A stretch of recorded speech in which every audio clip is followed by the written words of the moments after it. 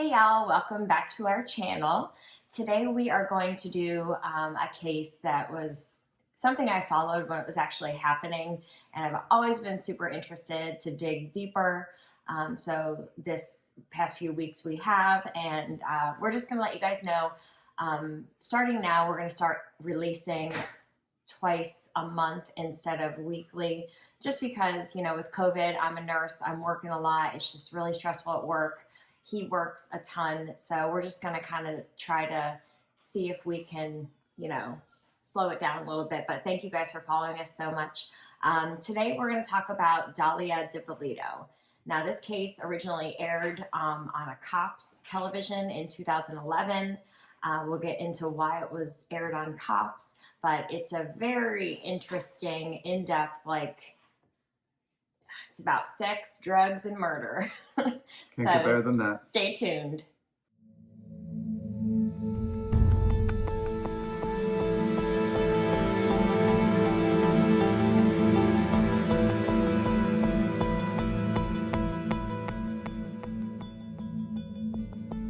Dalia was born Dalia Muhammad, and she was born on October 18th, 1982. Her father was Egyptian and her mother was Peruvian, and they lived in New York, but then they moved to Florida when she was about the age of 13, and they moved to Boynton Beach, Florida. Her mom worked for a health insurance company. Not exactly what it all that she did there, but her father worked for waiting tables. Apparently they lived in a pretty nice gated community. She was the oldest of three kids. It all seemed well within that. She grew up, I guess, really close to her family, very family oriented, and they were a middle class family. They didn't want for anything. Parents were both working, so she grew up knowing normal morals and values. At the age of 17, her father kind of strayed in the marriage, had an affair, ended the marriage, and this really hit Dalia pretty hard. She let it affect her more than most, and at the age of 19, she began using her sexuality and beautiful figure to be an escort. And she was a looker. She was very pretty.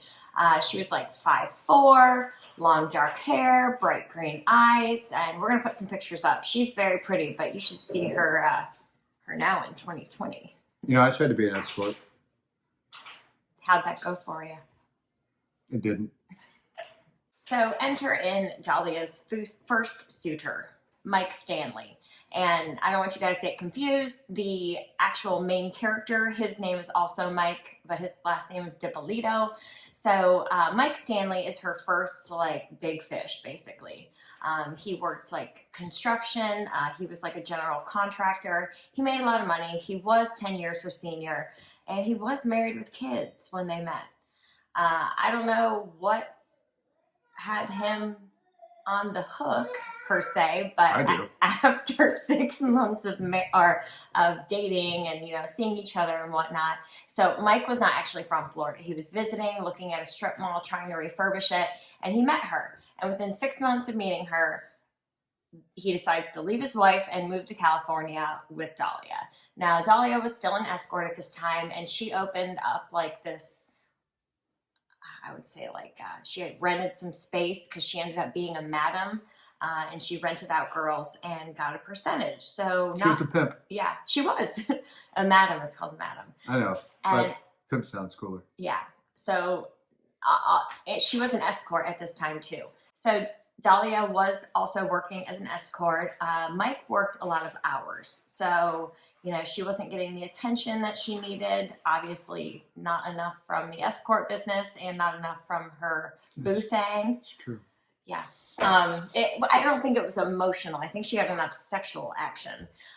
So they ended up, parting ways. Dalia had went home and visited her family, and also ran into another gentleman named Mike Dippolito. So enter in Mike Dippolito. Mike Dippolito, in my opinion, looks like a meathead douchebag from Jersey Shore. He fits Jersey Shore. He really does. But friends would say that he was like this lovey teddy bear, that he was very emotional. That's how it normally is. Those big buff guys are all soft and gooey inside. So he's a little bit older than Dahlia at the time they meet. So Mike had a little bit of a checkered past. Not only did he look like Jersey Shore, he grew up in South Philly. He learned to drink and use drugs at a very early age. His parents were both drug addicts and they were absent in his life, so he was raised by his grandparents that were known to be high-functioning alcoholics. So he started boozing and using drugs at the age of 10. He was in juvie a few times until the age of 17. He was arrested multiple times and had a lot of run-ins with the law. During one of Mike's little drug deals, I don't know what happened. The story is kind of hazy. I guess some pretty girl shorted him on some money, and he didn't want to beat the shit out of her, is what his drug dealer told him to do. So he ended up getting the shit beat out of him. And he decided, you know, he was in the hospital for many days and they said he got beaten within an inch of his life. So he's like, I should probably straighten up a little bit. So he decided to turn into a gym rat and kind of fly the straight and narrow for a little bit. Like I was saying, he is a giant teddy bear. His friends did describe him as like naive and not really seeing any bad in people. He just looked on the bright side and kind of got himself into a mess, which is why we're telling the story. So Mike was a natural born salesman. Think of Wolf of Wall Street. He did swindle people out of money, but he had that type of mindset where he was going to go in and win. That was his way of thinking about stuff and the way he ran his business. And he opened up 2 different businesses in 2001. One was Mad Financial and the other one was CTU Inc. Both of those companies were like financial companies where he was the only employee, but he would cold call people, and his point was to try to get them to invest in foreign currency. Now, this ended up not working out for him. Obviously, this is illegal. Yeah. This is not something you're supposed to do. He did make a good amount of money doing it, but he had a bad check bounce. Yeah. And then I think the cops were following him. Oh, I'm sure they were. Because they said that he would pick up and move his business, move it here, move it here. The cops would get close and he'd get, hot feet and have to move. But yeah, he cashed a bad check and they were like, we got him. Yeah. So Mike ended that rather quickly. And it's pretty sad that you see someone go from like drugs and some bad decisions to financial. It's still shady shit. He's swindling people out of their money. So after the terrible checks at the bank didn't work out for him, he actually did have to go to prison. He was sentenced to 2 years. Now, during all this time, he actually had a girlfriend. Her name is Maria. They'd been together for like 9 years, and she stuck with him while he went to prison.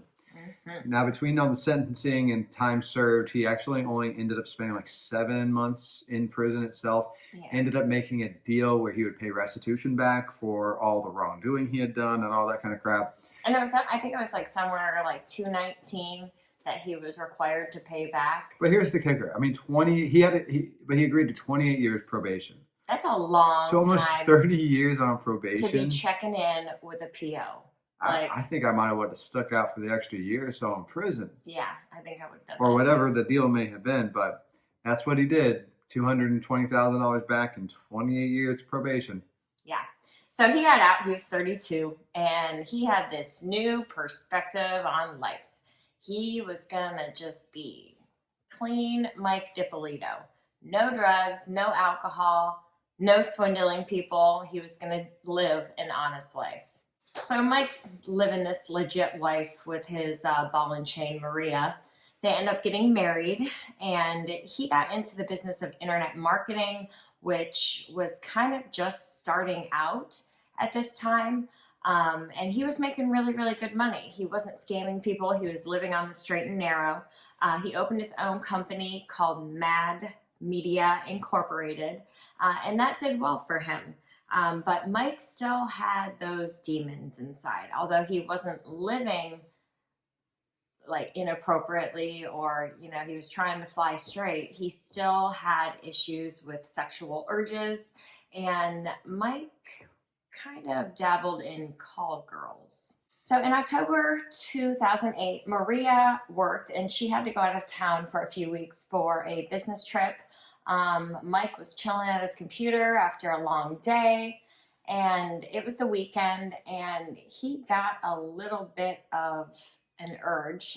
His coworker came in and introduced him to eros.com or something. I think it's a call girl website, obviously. So he's like, I'm just going to check out the site. I'm not going to order any. I'm just going to look. I'm not going to order any. So That's he's funny. flipping through, and he sees this beautiful dark brunette with olive skin and green eyes. And he's like, I want that one. So he made a call, and Dahlia answered. And then she showed up at his front door, and they had sex. And she never left after that. I'm kidding, she did leave. But Mike said instead of just having sex, they sat and got to know each other before they did the deed. And he saw this innocent beauty before him. He said she appeared nervous, like she hadn't been doing this very long, that he could see she was a good person inside. Maybe she had had a rough life like him, whatever. So they talked and got to know each other. And her being just kind of like quiet and withdrawn, he had a protective side to him, and he felt like he wanted to protect her.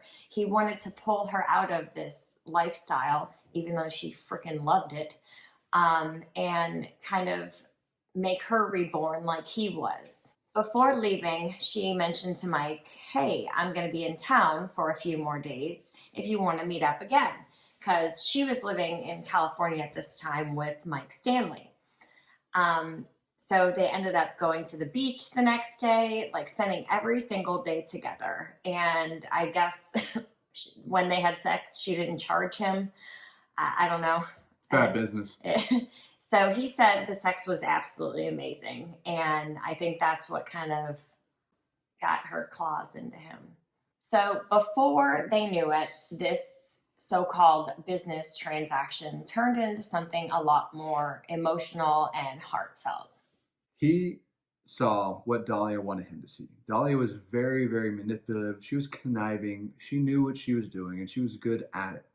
She made this appearance to where it seemed like she was the ultimate woman, right? Like great in every aspect. To him, it looked like she had her own money from having her own escort business and being an escort herself. I'm sure that, she promised this, the girlfriend experience, where you could have everything that a girlfriend would offer with no strings attached.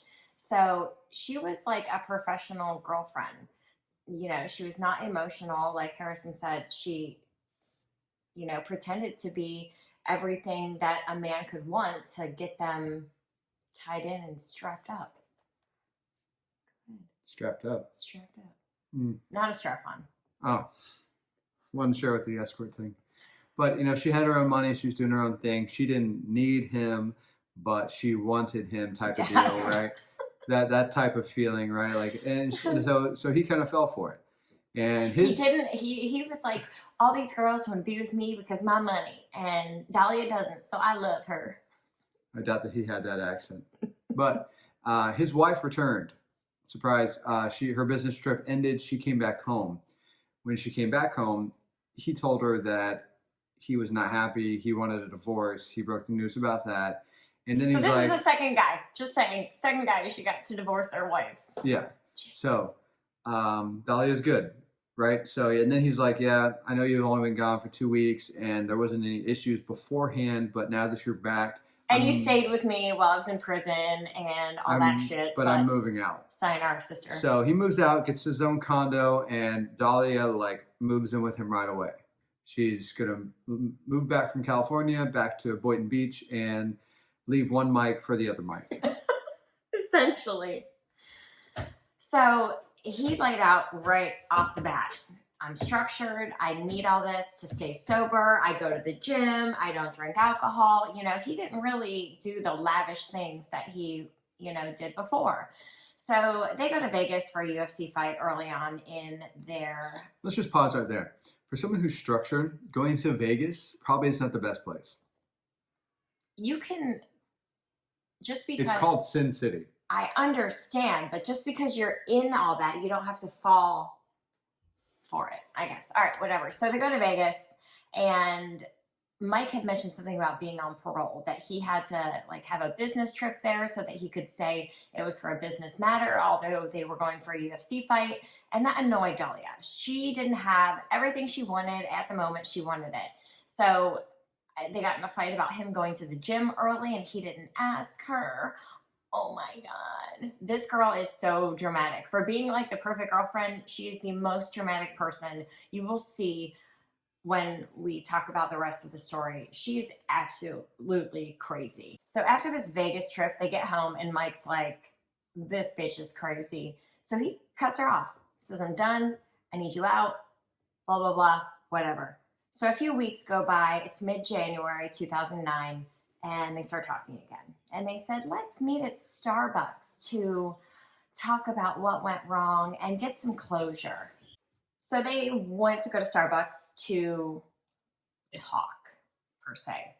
And this was a toe in for Dalia to get back in his heart. She showed up looking fine. She wasn't this distraught, heartbroken girl. She acted like it didn't bother her. And that kind of impressed Mike. And he blew out this sentence, will you marry me? Mind you, he's still married to Maria. He's going through the divorce proceedings, but he's still married to her.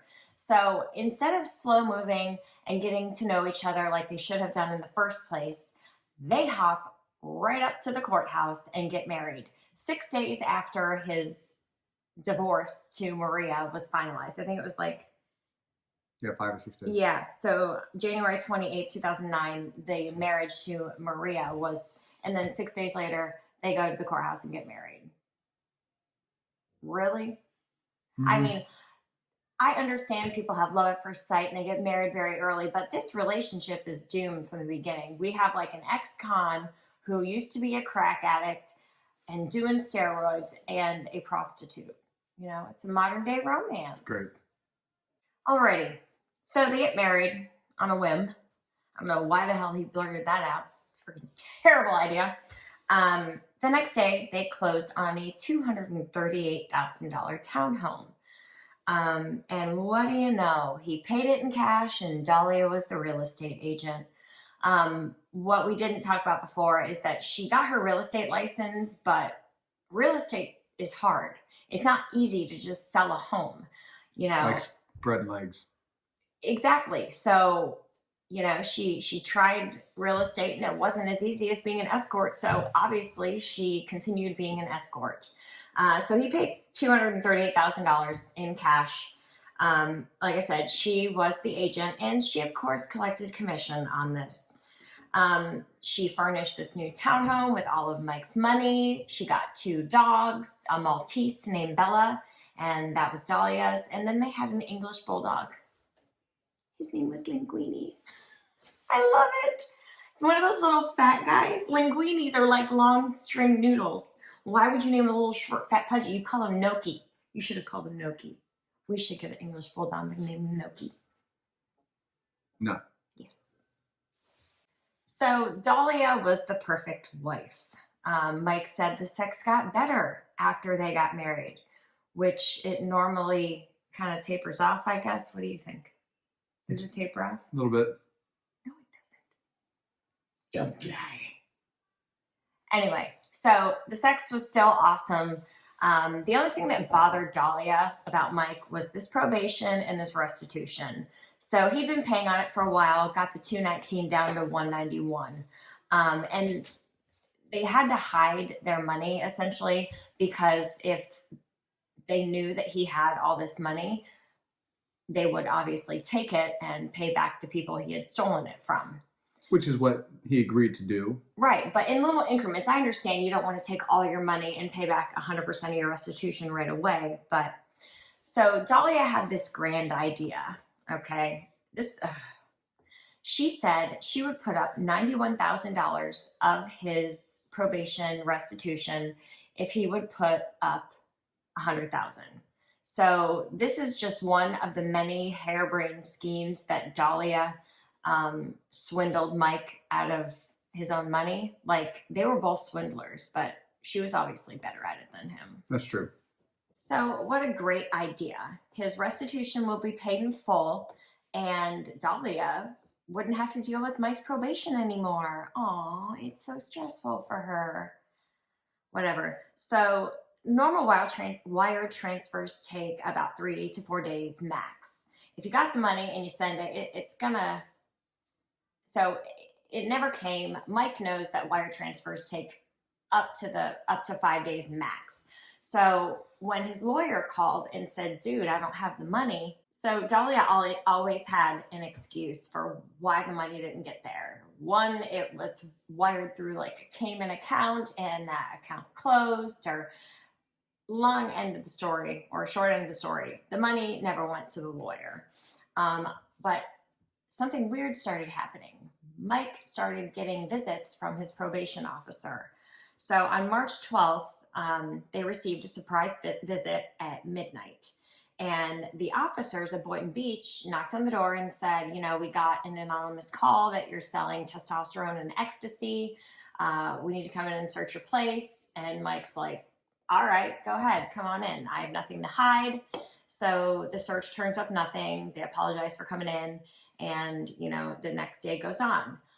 Mike was shocked because in the 6 years that he's been on probation, nothing like this has ever happened. He meets with his PO, does his drug tests. He's doing everything right.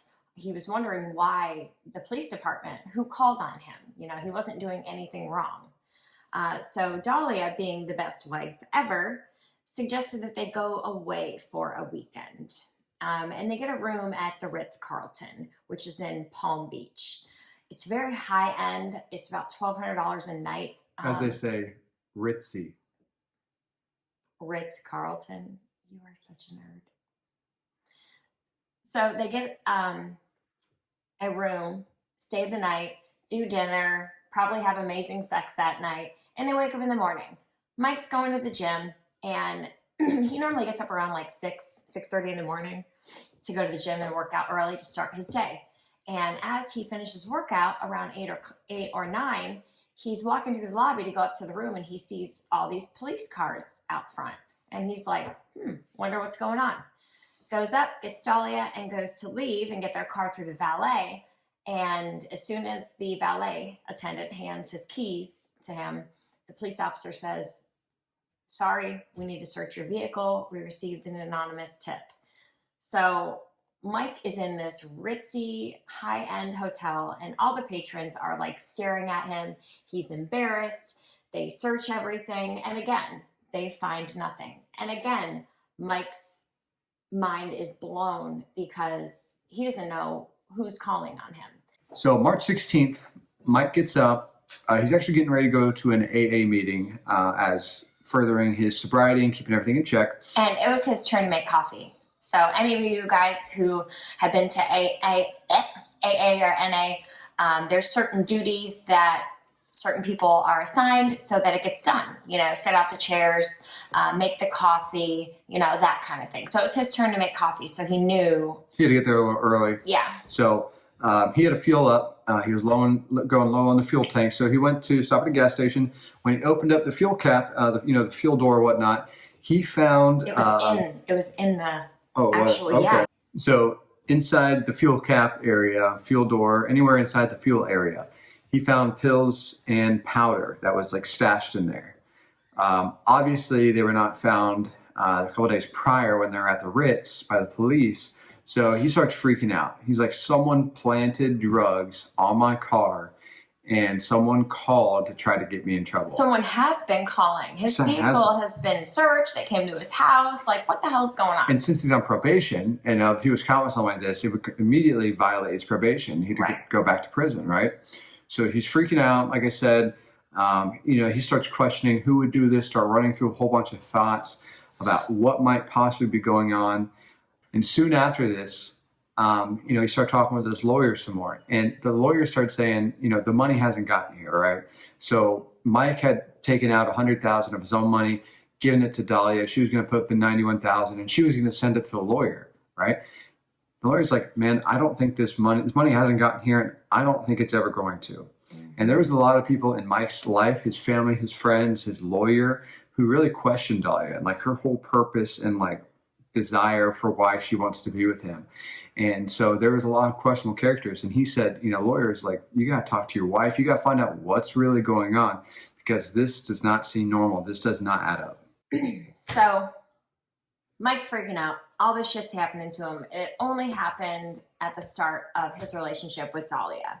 So he says, girl, you need to come clean. Something's going on. And so she comes up with this bullshit harebrained excuse. She says that, you're right, I did lose the money. I lost the money. I won the money. Okay, so she lost the money in a scam that would have made her money. So she told him she invested in this, quick turnaround scheme that, Mike had pulled for so many years on so many, unknowing people. So she thought by coming up with this excuse that he would believe her and feel bad for her. So that $191,000, I don't know how he didn't realize that she was spending it on clothes and hair extensions and tanning. And I mean, she was blowing his money as fast as it was coming in. So the money was never going to get to the lawyer. And he said that he was proud of her for coming clean and telling him the truth. I would not be proud of you. That's ridiculous. So she played victim, saying that she had been scammed. So she tucked that money away somewhere else. Mike had been scammed. Poor Mike, naive Mike. Aww. On March 29th, Dalia and Mike went to a fancy dinner in West Palm Beach. And during dinner, there is this guy at the bar that is like staring at Mike, that's mean mugging him. And he's like, what the hell? Who is this person? So they kind of just shrugged it off and they went to go leave, and they were in the parking garage. And they went to go get into Mike's Tahoe, and police surround them once again and say, sir, we received an anonymous tip. We need to search your vehicle. And Mike's like, yeah, sure, no problem. This has happened like 50 times in the last week. Go ahead. You're not going to find anything. So the cops are searching, and they look for about 15 minutes, and then they bring the little drug dog, and the drug dog hits on the spare tire. So they ain't get off, and in the spot of the spare tire, there was some cocaine, and it was stashed away in like a cigarette box. So the cops are like, what the hell? Whose is this? You're going to go back to prison. And Mike is beside himself. He's like, this is not my cocaine. I don't know, who put it there, where it's from, anything. And it was a small amount. He said, he's like, I've never even used a spare tire. Oh, yeah. And he said, drug test me. I don't use drugs. I've been clean for 6 years. I'm on probation. Please don't do this to me. And it was a small amount. It wasn't enough to sell. It was more personal use. And he made a good point. Like, if it is mine, if I'm going to use it, why would I put it in such an obscure place, like under the spare tire? So the cops, the female cop actually felt really bad for him and let them go. Apparently, like, it got Mike so upset, he was crying. Yeah. Like, I mean, because he, well, all your these whole other life times, is flashing before your eyes, and you didn't even do it. Exactly. I understand that completely. Like, he's being charged and told that something is going on and his life is going to change, dramatically, and he didn't even do it. So Mike got let go, which was a blessing for him. And on the way home, Dalia's driving and Mike's in the passenger seat, just kind of running through who the hell would do this to him. Because no one knew they were at the restaurant, right? It was just them. Who's calling in these tips? What's going on? And he asked Dalia, hey, by chance, did you put that there? Is it your cocaine? And Dalia freaked the out. She pedal to the metal, was going like 120 on the freeway, and Mike's like, stop, begging her to stop. You're going to kill us both.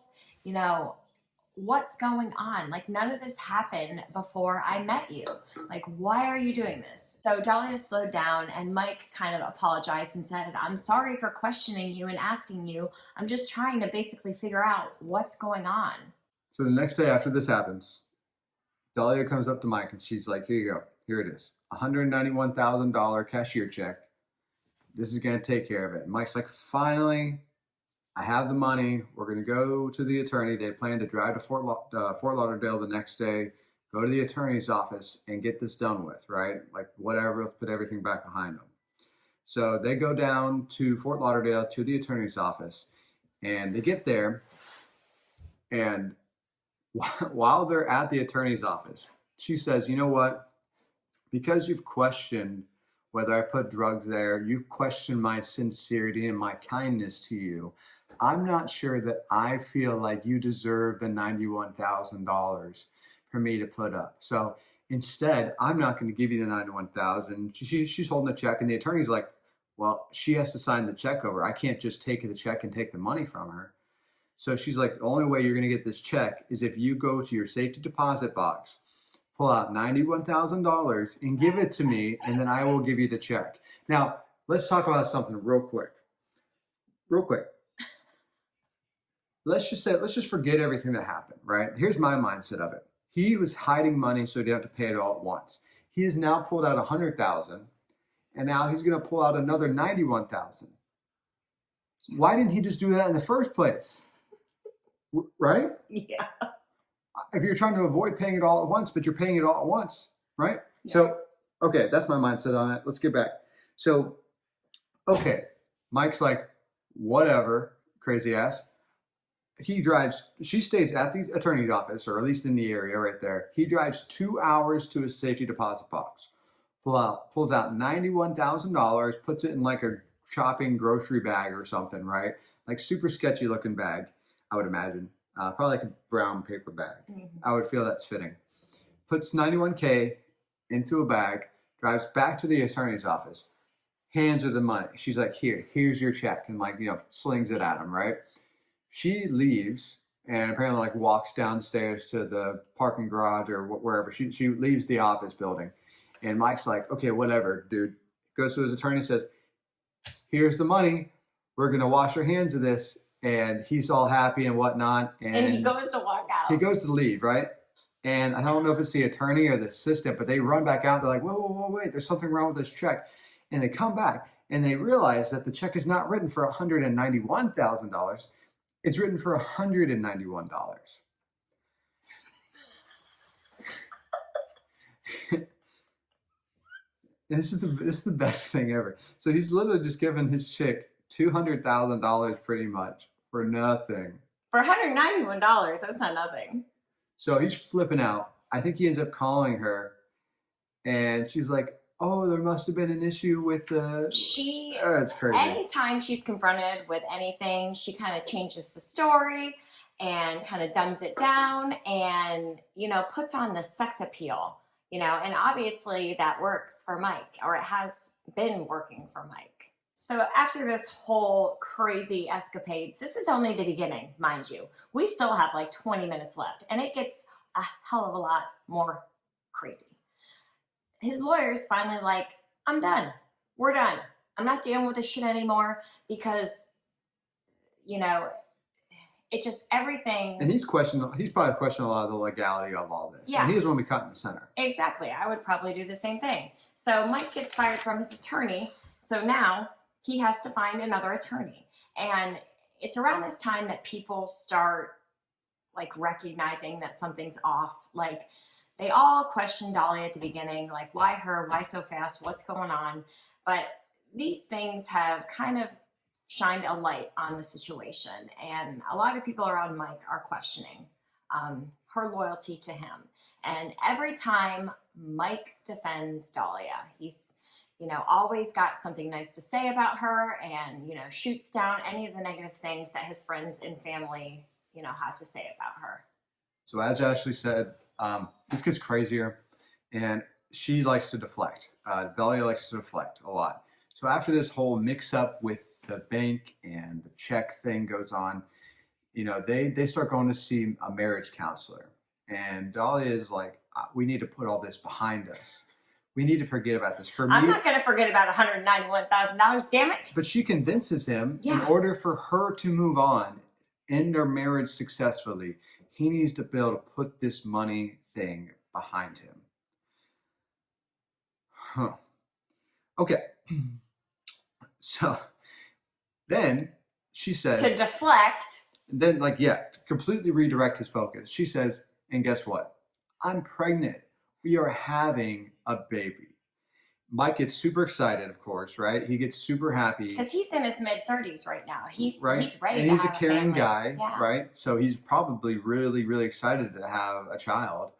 They go out and buy baby books and crib and all this other stuff. And he, Dahlia is sitting there telling him, "Oh, I'm worried about getting fat," and all this other, bullshit. And meantime, as he's trying to accompany her to her OB appointments, every time that he's set to go with her, they're closed, or the appointment had to get moved, or rescheduled or whatnot. But she'd go out and do her own OB appointments and then come back with her hair and nails and tan and all that stuff done. But literally every time that he tried to go with her to check up on the baby, the appointment never happened. How do you not see this? I don't understand. He's so naive. He is. But the point of it is he's trying to. It's probably scary at the same time for him that he made this huge decision to leave his wife he had before, go on this crazy life-changing thing with her and get into another relationship, and he's probably scared to see that fail. And that's probably a really hard realization that he's coming to with all of this. So in late May, Mike and Dalia go to the gym. She started going with the gym with him a little more regular. She was saying that it was a way of helping her keep in shape for the baby or whatever, right? So they come back out to their car after the gym, and they find a note on the windshield of, I think, probably the Tahoe. And it's a ransom or a threat letter, whatever you have to call it. Bring us money or we'll kill you. Yeah, so basically it says, hey, listen, we request money from you. We want your money, right? If you try to go to the cops, we're going to kill you. If you don't do it, we're going to kill you, right? And this was like off the wall. And Mike's kind of like, what the hell is this about? And this is later what we find out to be part of a paper trail. So Dalia was really trying to create a case, right? She's trying to say, hey, Mike, he was being looked into, called anonymously about drugs and other things. He had his life threatened from money. And she was trying to set this up so that he had all these things lined up against him, looking like someone was out to get him. The plot thickens. All this crazy shit's happening to him. He finally comes to the light and recognizes that Dalia is the only common denominator. She was trying, with all these anonymous tips to get him arrested so that he would be back in prison and she could live her life the way she'd been living, but without her husband. I mean, he seems like a really sweet guy. Like, I don't know what she thought she was going to move on to and have a better life. I mean, it's terrible. So on July 22nd, Mike ended up getting liposuction on his back. He had love handles he wanted to get rid of. And he had a really, really rough recovery. He was on bed rest for 2 weeks. He was on heavy dose pain medication because of the discomfort he was having. And then he noticed he was running back and forth to the bathroom, having diarrhea, vomiting, and whatnot. And he developed these sores in his mouth.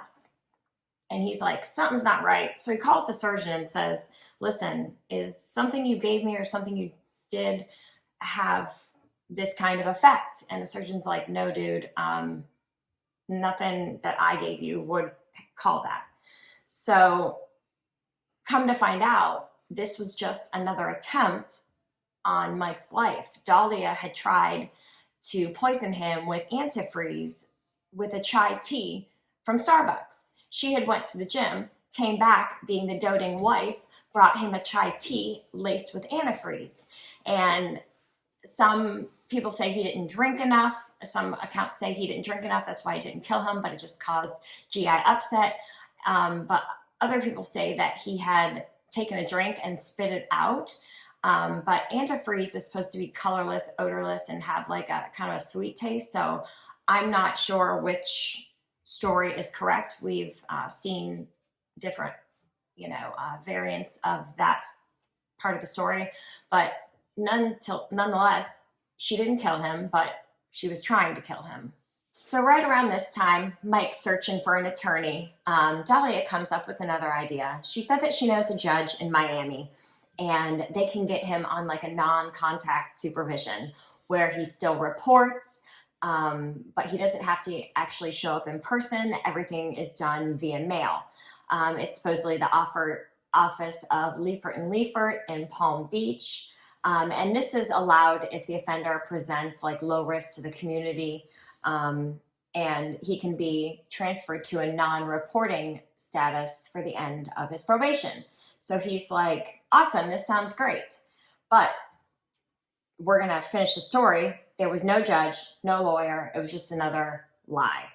So she tells Mike, dude, I paid your retainer. I'm doing you a favor. Wait for a phone call from the attorney to call you tomorrow.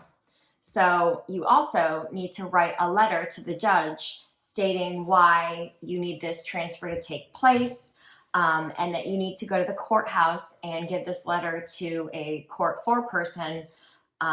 So they drove to Miami and give this letter. So the next day, a man named Richard, who is the lawyer, calls and says, dude, your house is paid for in full. That's 200, $500,000 or $250,000. Is there anybody you know that you could offload your house to? Sign the title over, free So and that clear. they don't accidentally take it, from you as a Yeah. contingency. Yeah. So Mike's like, oh yes, I have a wife. I already gave her X number of dollars, but hey, we're on a new page now. We're not looking at the past. Here, Dalia, have my $238,000 townhome. She's doing good.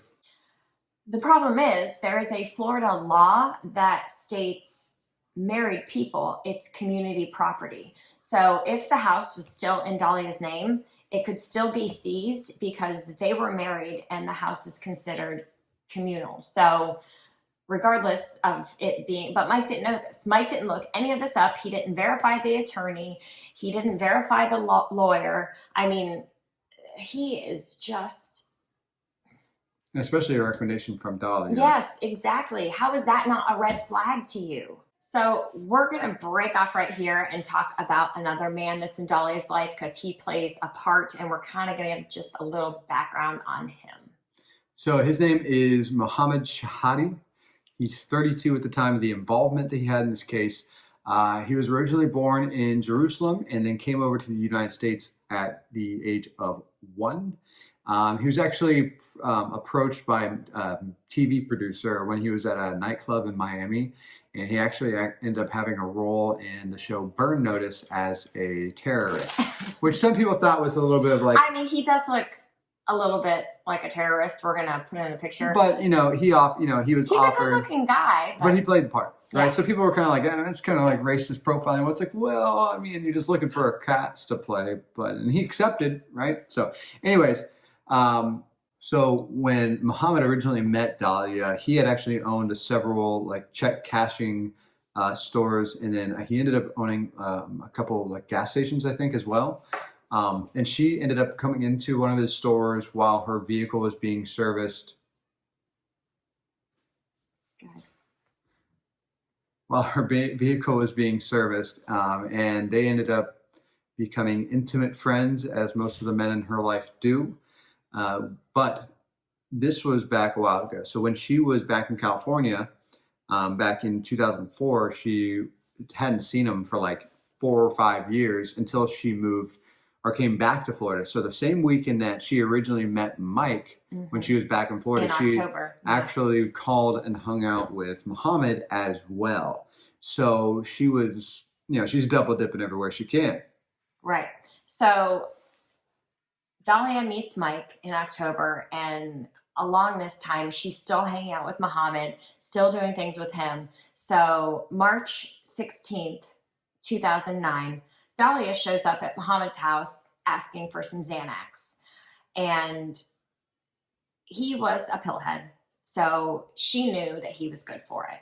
Now, if you remember, March 16th is the morning that Mike went to go to the AA meeting. So she got up at 6 a.m., supposedly to go on a run or something. She goes to Muhammad's house, grabs some Xanax, and puts them in the gas cap. So 2 days later, on March 18th, Dalia meets with a Boynton Beach detective. Detective Wilson and, accuses Mike of beating her and selling drugs. Now, late March, Muhammad asks Dalia, hey, I need you to co-sign for a car for me. So instead of co-signing for a car, Dalia takes the $191,000 that she stole from her husband, Mike, and buys him a new Range Rover. She's a very nice friend. With benefits. With benefits. In late March, Dalia shows up to Muhammad's cousin's clothing store, which is Urban Wear. And she shows up basically to enlist Muhammad in helping her kill her husband, Mike. So he's like... And this is all going on synonymously with everything we told you before. We're just going to add the pieces together. Right. So kind of caught up both sides. We're meeting. So Muhammad's like, what? And there happens to be what I guess called the Buck Wild Gang, which is a very extravagant name, if I think. They overheard the conversation because they were in the parking lot area of the clothing store, along with like some of them in there.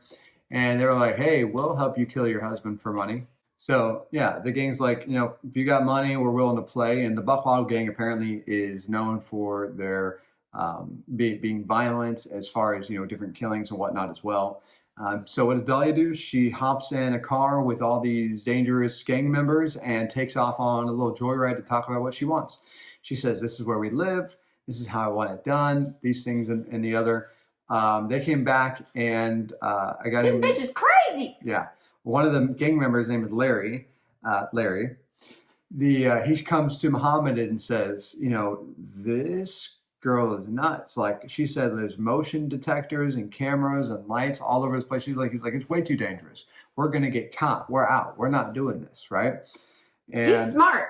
He's smart. Well, yeah, he's smart in some things, I guess. Common sense that this is not going to work out best for him.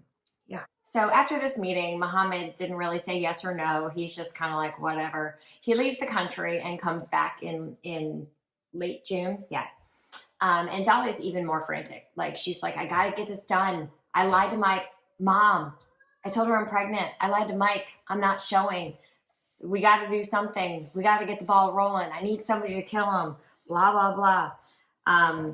So on July 21st, the house is moved into her name.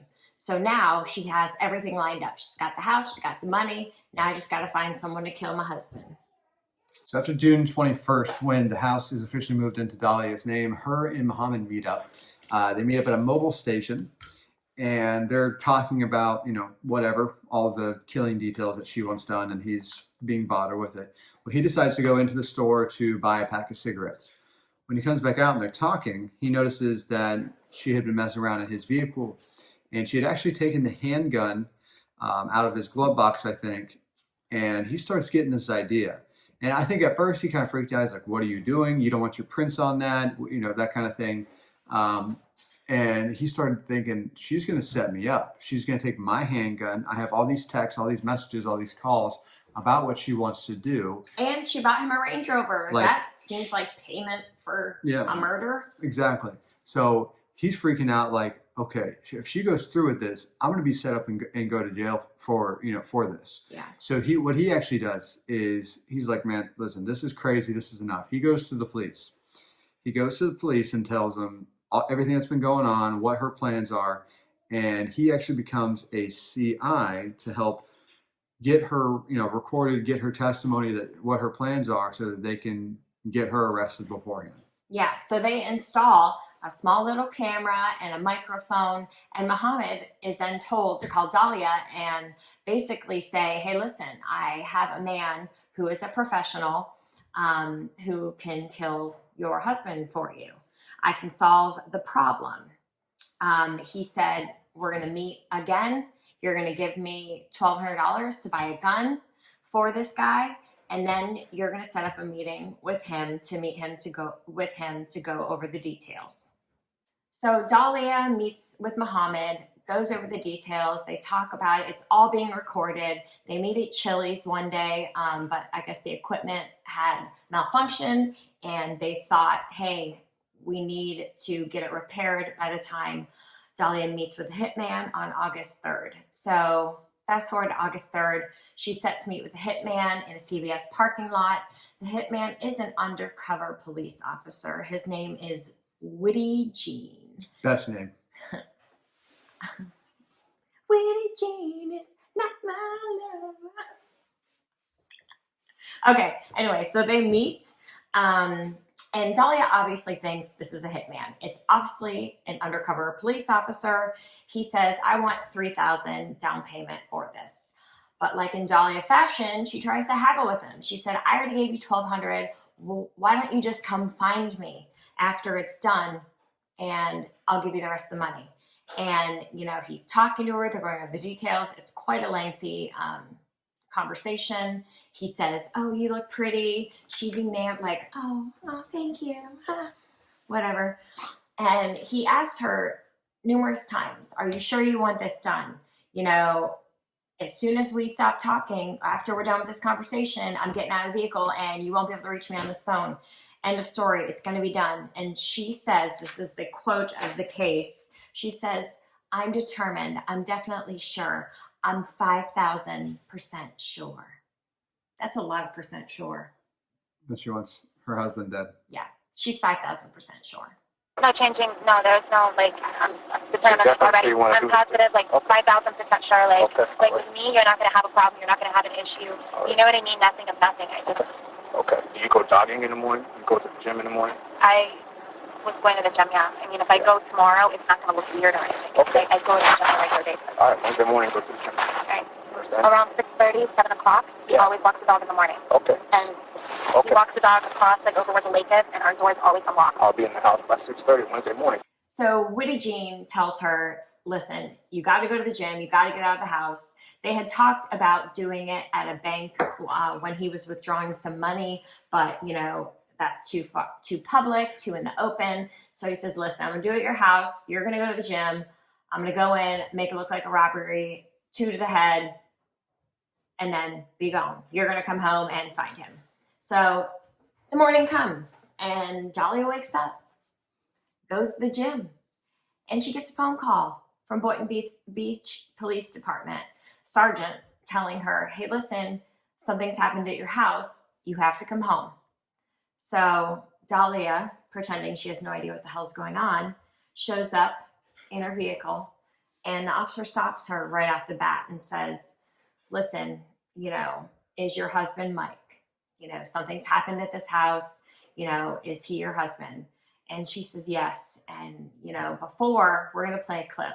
Before he even gets out that her husband has been killed, she bursts out in this wail. And she's trying to we're going to put the video on. It's better from the video. If you listen to the audio, you're it kind of sounds a little bit, yeah. But the video, it's really? Yeah. Her face, she's trying to hug the officer. And I mean, there's no tears coming down. It's just the, I do that pretty good. Al, you said she's 97? Yeah, I should be going 97 in about 2 seconds. Have one.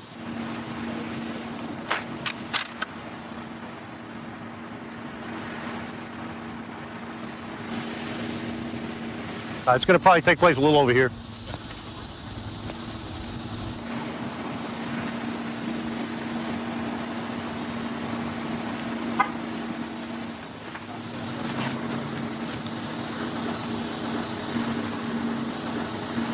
I'm Sergeant Ramsey. I'm the one that called you. Thank you for coming. I'm sorry to call you. Listen, we had a report of a disturbance at your house, and there were shots fired. Is your husband Michael? Okay, I'm sorry to tell you, ma'am. He's been killed. No. He's been killed, ma'am. I'm sorry. No, he's not. Listen. No. Try to calm down. No. Listen, right now, what we need to get you to the station. No. We need to get you to a police station. I want to see him. I can't let you see him, man. We have to do our job. If you want us to find this killer, okay, we need you to calm down. I'm going to need you to go with these detectives, okay? Does he have enemies? Is there anyone that would want to hurt him? Okay, who would want to hurt him? Witnesses said they saw a black male running from you. I can't let you see him, ma'am. Ma'am, I cannot do this right now. Ma'am, I can't do it. Detective Yopi, I need you to take her to the station. I can't. Ma'am, go with these detectives. If you want to help your husband, okay? If you want to help your husband, you need to go to the station with these gentlemen and tell us everything you know about who he knows, who he's connected to. Don't worry, we've already taken care of dogs with animal control for right now. Everything's under control. and we'll take care of everything else. Maybe I should set something up. So that's our daughter. So they take her back to the station, read her rights, and say, this is just, you know, we got to do this. Yeah, we got to go through the process of telling you your rights and whatnot, even for just questioning, getting your details. Right. But little did Dalia know, Mike was still alive. This is all set up. Yeah. So Dalia's sitting in the chair. They're kind of playing on to her. And they bring Woody Jean in. And he's in cuffs. And he's distraught. And they're like, do you know this man? And she says, no, I've never seen him before. And they say, do you know this woman? And he denies knowing her. And then as soon as Woody Jean leaves, they say, all right, the gig is up. Like, tell us what's really going on here. You're under arrest for first-degree Solicitation of murder. And she's like, I didn't do anything.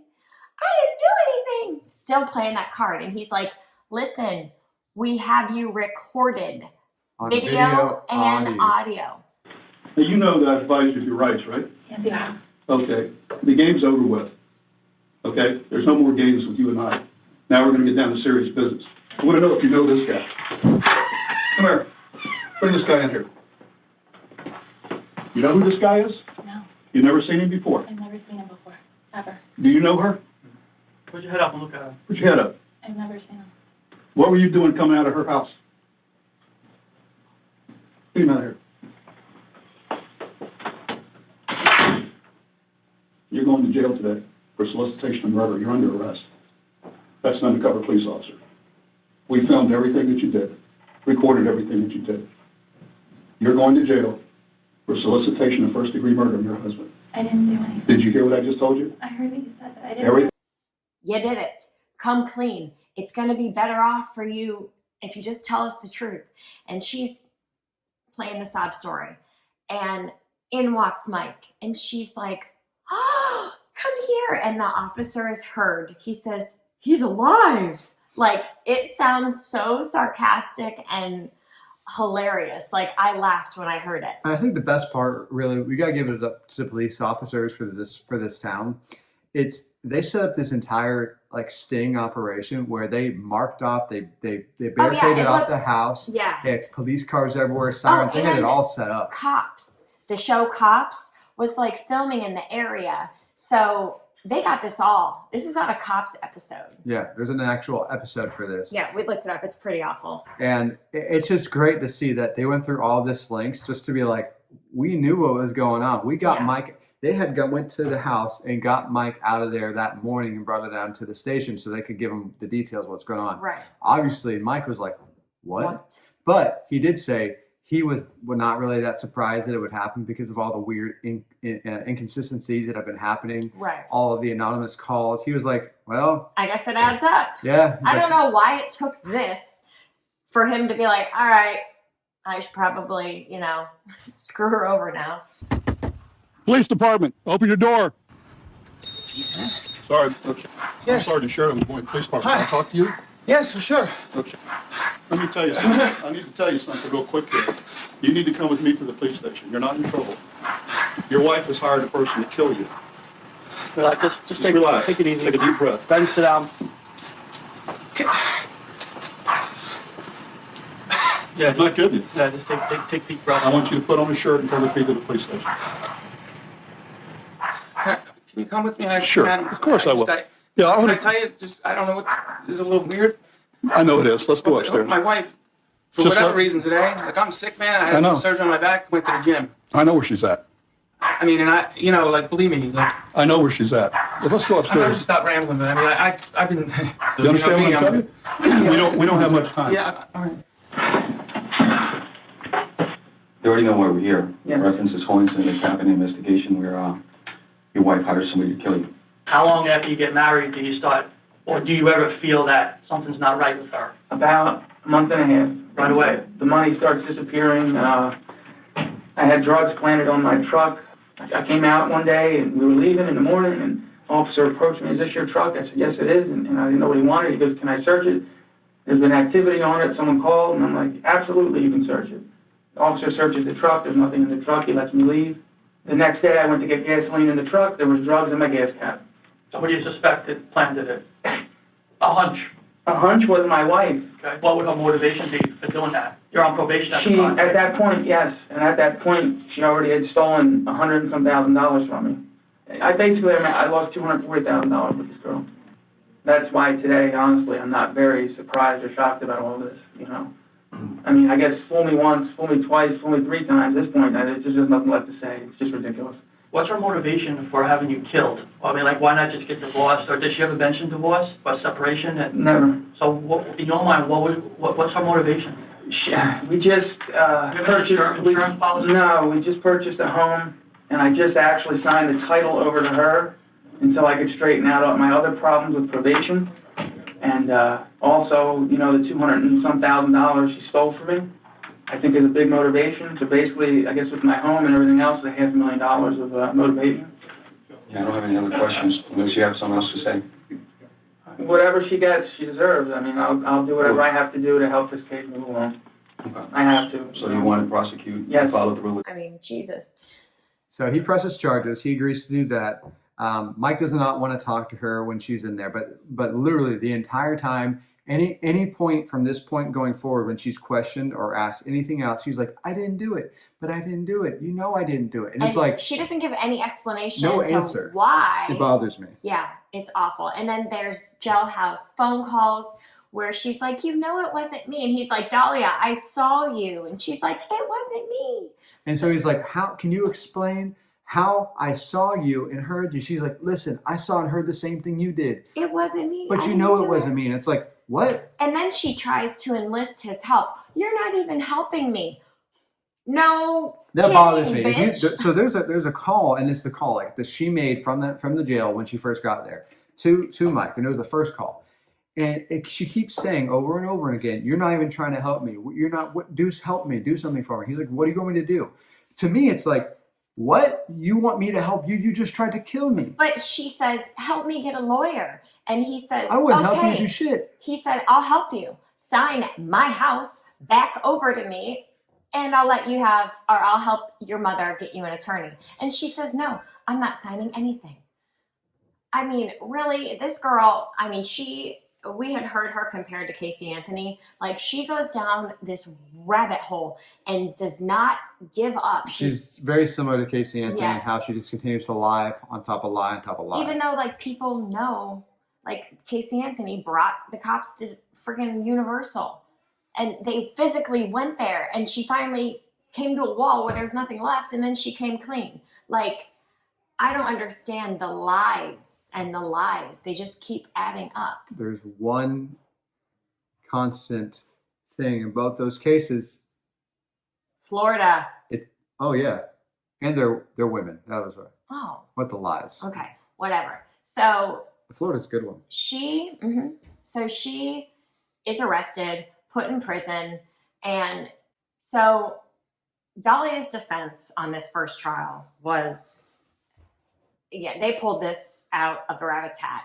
They said that the cops episode, or that them doing all this, was all for them to get publicity on reality TV. They wanted to get Mike a reality TV show. Yeah. So Dalia said Mike was in on it. Muhammad was in on it. There was no actual murder. And you know, she was being questioned by the prosecution, and her answers didn't really answer the question. She was found guilty at her first trial and sentenced to 20 years. The defense, she got an appeal, had a second trial. That was a hung jury. So then the prosecution. And the reason it was a hung jury, and this one was the only other one that actually had any type of something that could stick, is that they said, because of the cops and the media stuff, it persuaded Muhammad and others other things for the first trial. And I was like, okay, so that's why she was. I think she was.